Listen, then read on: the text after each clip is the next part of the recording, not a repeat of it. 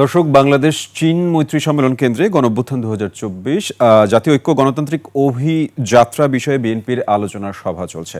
London থেকে virtually যুক্ত হয়েছেন বিএনপির ভারপ্রাপ্ত চেয়ারম্যান তারেক রহমান। তিনি এখন বক্তৃতা রাখছেন। আমরা সরাসরি চলে যাচ্ছি সেখানে। কেসারেন শেকড় থেকে শিখরে। গণতন্ত্রের জন্য নিজের জীবন উৎসর্গ করেছেন। একজন শহীদ শুধু আপনার স্বজন নন, তিনি জাতির গৌরব, তিনি মুক্তিকামী মানুষের প্রেরণা।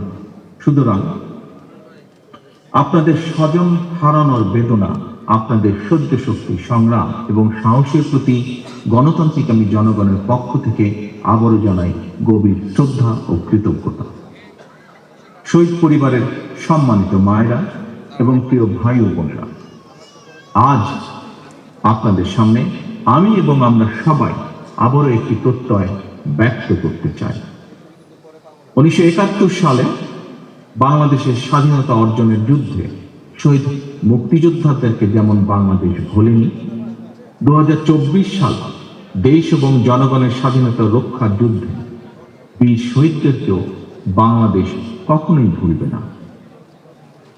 জনগণের রায় বিএনপি রাষ্ট্র পরিচালনার দায়িত্ব পেলে শহীদদের প্রতি শ্রদ্ধা জানিয়ে দেশের বিভিন্ন স্থাপনা, সড়ক কিংবা গুরুত্বপূর্ণ প্রতিষ্ঠানের নামকরণের ইচ্ছে আমাদের আছে।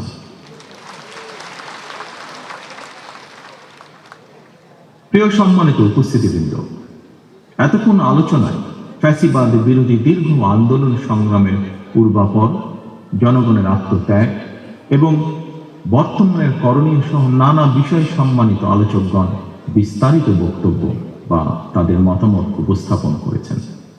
আলোচকদের বক্তব্যে যে সকল বিষয় উঠে এসেছে সেসব বক্তব্য আমি পুনরুল্লেখ করতে চাই না। তবে দেশ এবং জনগণের স্বার্থে যারা বিভিন্নভাবে আত্মত্যাগ করেছেন, তাদের কাঙ্ক্ষিত বাংলাদেশ গড়ার লক্ষ্যে একজন রাজনৈতিক কর্মী হিসাবে আমি শুধু আমাদের কিছু ভাবনা এবং পরিকল্পনা আপনাদের সামনে এবং আপনাদের মাধ্যমে বাংলাদেশের জনগণের সামনে তুলে ধরতে চাই সংক্ষেপে। প্রিয় ভাই ও বোনেরা, সম্মানিত অতিথিবৃন্দ, বাংলাদেশের ঘটনাবহুল ইতিহাসের আরেকটি ঐতিহাসিক রক্তাক্ত অধ্যায় ছিল জুলাই আগস্টের গণ অভ্যুত্থান।